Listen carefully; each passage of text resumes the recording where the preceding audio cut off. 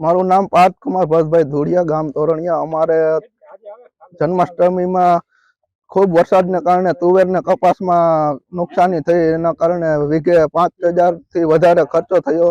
હવે સરકાર પાસે અમે પાક વીમાની આશા કરીએ। સ્થિતિ ખેતરોમાં પાણી ખૂબ ભરાયેલા હતા।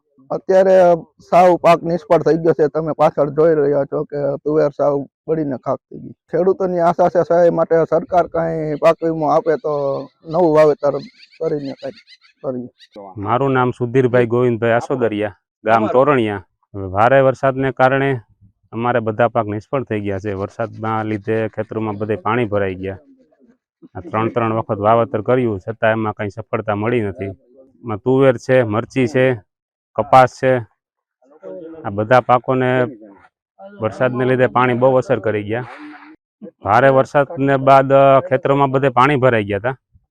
એના હિસાબે બધું નિષ્ફળ થઈ ગયું। તુવેરનો પાક, મરચી, કપાસ, એટલે અત્યારે નુકસાની જાજી છે બહુ। વીઘે અંદાજે 10 થી 12,000નો ખર્ચો તો થઈ ગયો છે, પણ છતાં એ બધું નિષ્ફળ ગયું વરસાદને કારણે, વરસાદ બહુ પડવાને કારણે। સરકાર ખેડૂતોને થોડી સહાય કરે, બીજું તો શું કહેવાનું, સરકારને સહાય કરે તો સારું। મારું નામ હિતેશભાઈ પરસોત્તમભાઈ આસોદરિયા, ગામ તોરણિયા।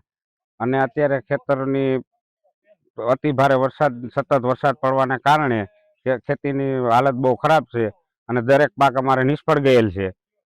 અને 3 વાર આ પાકનું વાવેતર કરવા છતાંય અતિ ભારે વરસાદને કારણે, સતત વરસાદ પડવાને કારણે આ પાક બધો ફેલ ગયેલ છે। તુવેર છે, કપાસ છે, મગફળી છે, મરચી છે, આ બધા પાક અત્યારે હાવ ફેલ થઈ ગયેલ છે।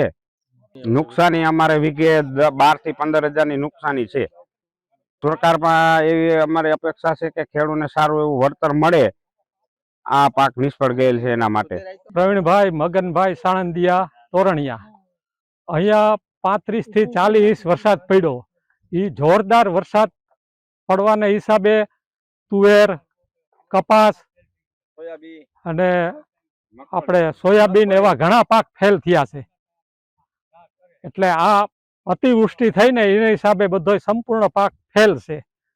હવે જો કાંઈ સરકાર સહાય કરે ને ખેડૂત નવું વાવેતર કરે તો એક વાત જુદી છે।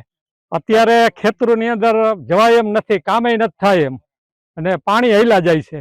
પાક સંપૂર્ણ ફેલ છે, બરી ગયો બધો, ઊભો પાક સુકાઈ ગયો। આ નજર સામે આપણી છે।